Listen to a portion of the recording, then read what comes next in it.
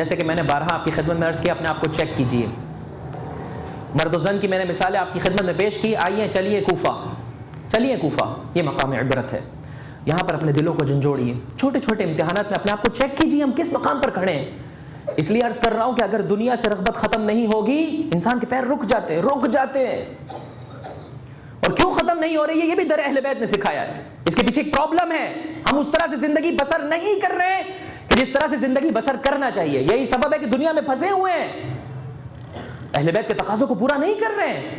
آئیے اپنی زندگی میں چینج لائیے. کیوں فکر کرتے ہیں ظاہری رزق کی؟ کیوں فکر کرتے ہیں؟ جب در اہل بیت پر اپنی جبینوں کو جھکاؤ گے، ان کے بتائے ہوئے طریقے کے مطابق اپنی زندگی بسر کرو گے، رزق معنوی تمہارے شامل حال ہو جائے گا. اس رزق ظاہری سے کیا تمہیں محروم کر دیا جائے گا؟ ہو ہی نہیں سکتا. حرص و طمع کو چھوڑ دیجئے، جو اہل بیت بتا رہے ہیں طریقہ اس کے مطابق اپنے آپ کو ڈھال لیجئے. وگرنہ یاد رکھیے گا تاریخ اپنے اندر بہت عبرتوں کو لیے ہوئے. قسم بخدا اگر حسین کو واقعی انصار نصیب ہو گئے ہوتے، کربلا رونما نہیں ہوتی، نہ ہوتی کربلا رونما. آؤ چلو میرے ساتھ کوفہ. کتنوں نے مسلم ابن عقیل سفیر حسین کے ہاتھوں پر بیعت کی؟ بتائیے کتنوں نے بیعت کی؟ 18,000 لوگوں نے بیعت کی. دنیا پرست کتنے تھے ان میں سے؟ جا کر دیکھ لیجئے کتنے تھے دنیا پرست. ایک بڑی تعداد ایسے لوگوں کی تھی جو دین کا نعرہ بلند کر رہے تھے، جانتے تھے حسین ابن علی کسے کہتے ہیں، لیکن اپنی جان سے محبت تھی، اپنی اولاد سے محبت تھی، موت سے ڈر تھا، خوف تھا. سمجھتے تھے کہ اس دنیا سے جانا ہی نہیں ہے.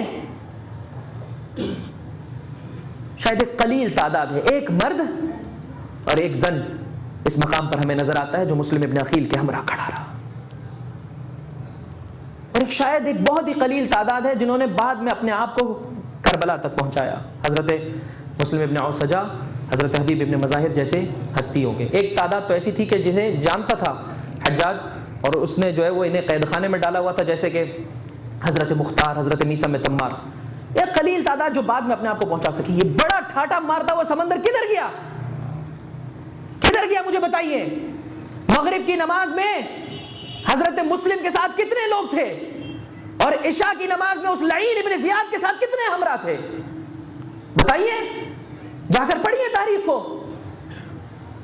اس نے اعلان کر دیا جو نماز میں شرکت نہیں کرے گا اسے مار دیا جائے گا، اس کا گھر جلا دیا جائے گا، اس کا وظیفہ روک دیا جائے گا.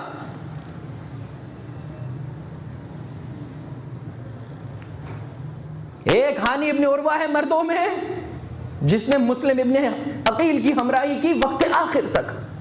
اپنی دلوں کی آنکھوں کو جب کھول لیں گے تو یہ معاملہ سب سے بہترین معاملہ ہے. کس بات کا ڈر ہے ہمیں؟ اور خواتین میں ایک وہ زن نظر آتی ہے مومنہ طوعہ جو کھڑی رہی وقت آخر تک.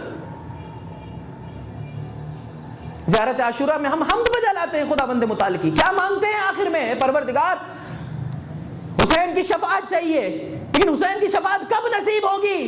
جب پیروں میں لرزش نہ ہو. اے پروردگار تیرے نزدیک ثبات قدمی چاہیے تاکہ ہم بھی اپنے مولا کے ہمراہ ہو سکے اور حسین کے ان اصحاب کے مانند ہو سکے الذین بذلوا مہجهم دون الحسین، جنہوں نے اپنی جانیں حسین پر نچھاور کر دی. تاریخ کی یہ اتنی سخت حقیقت ہے عزیزان گرامی، جب بھی انسان پڑھتا ہے آنکھیں آنسو بہاتی ہے. واقعاً کربلا رونما نہیں ہوتی اگر کوفے میں چاہنے والوں نے مسلم ابن عقیل کی ہمراہی کر لی ہوتی. جب ہانی ابن عروہ کو پکڑ لیا گیا، بہت سارے لوگوں نے اپنا دین بیچا عزیزو، بہت سارے لوگوں نے اپنا دین بیچا. اس میں اس عالم نے بھی اپنا دین بیچا کہ جسے ابن زیاد نے کہا جاؤ باہر جا کر، چونکہ ہانی کا قبیلہ اسٹرانگ قبیلہ تھا، طاقتور قبیلہ تھا، اس نے دارالامارہ کا حصار باندھ لیا تھا کہ اگر ہانی کو نہیں چھوڑتے ہو ہم تم پر حملہ کر دیں گے. قاضی شرح کو بھیجا گیا، جھوٹی جا کے گواہی دی کہ نہیں ہانی صحیح و سلامت ہے. جھوٹی گواہی کیوں دی اس عالم نے؟ اپنی دنیا کا سودا کیا دین کے ساتھ. میں نے آپ سے بارہا پہلے بھی عرض کیا ہے، جب جان لیتے ہیں سوداگران خون حسین کو، کیوں انہیں آنے دیتے اس منبر پر؟ فقط اس خاطر کہ تمہاری مجلسیں رونق پا جائیں. حسین ابن علی کو کیا جواب دیں گے ہم؟ کب اپنی زندگیاں بدلیں گے؟ دنیا کے معاملے میں ہم اتنے حساس و سنجیدہ ہیں، لیکن دین کے معاملے میں اتنے غیر سنجیدہ. ہر ایرے غیرے سے دین لینے جا رہے ہیں. کیا ہوگا بتائیے مجھے. میں نے آپ سے خدمت میں عرض کیا اچھے علماء بڑی تعداد میں موجود ہیں. وہ سبق جو کل میں آپ کی خدمت میں پیش کرنا چاہتا تھا کہ اشارہ اس کی طرف کر دوں. جائیے ڈھونڈیے.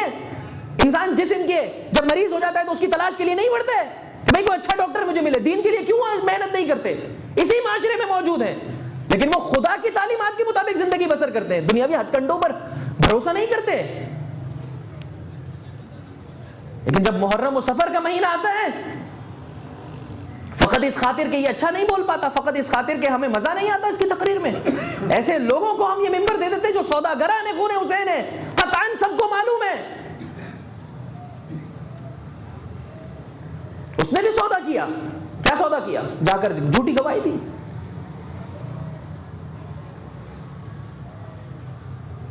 ہانی کا قافلہ واپس پلٹ گیا. سن سکو گے تاریخ کی اس عظیم کڑوی حقیقت کو. تو مسلم ابن عقیل نے دیکھا حضرت ہانی کو پکڑ لیا گیا ہے،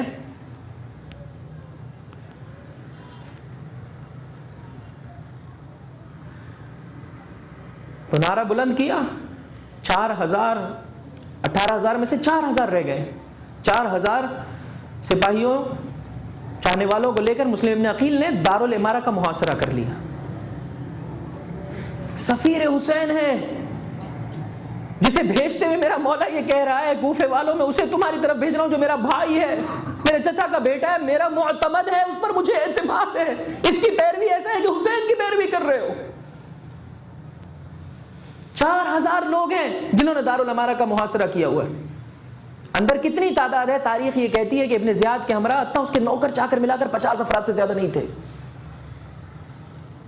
فقط جھوٹا پروپیگنڈا کیا گیا کہ ابھی یزید کی جانب سے شام سے فوج آ رہی ہے، ابھی تمہیں آ کر قتل کر دے گی، ابھی تمہارے گھروں کو جلا دیا جائے گا، تمہارا وظیفہ بند کر دیا جائے گا، تمہاری خواتین کو اسیر کر دیا جائے گا. اسی کوفے میں سے کوئی ماں چل رہی ہے اپنے گھر سے اپنے بیٹے کو جو مسلم ابن عقیل کے ہمراہ ہے پکڑ کر لے جا رہی ہے. باپ آ کر اپنی اولاد کو لے جا رہا ہے، بھائی بھائی کو پکڑ کر لے جا رہا ہے. نماز مغرب میرے مولا نے اس عالم میں تمام کی سفیر حسین مسلم ابن عقیل نے کہ فقط 30 آدمی ہمراہ ہیں. اور جب باب کندہ پر پہنچے اور پلٹ کر دیکھا تو کوئی نہیں ہے. حسین بھی غریب ہے.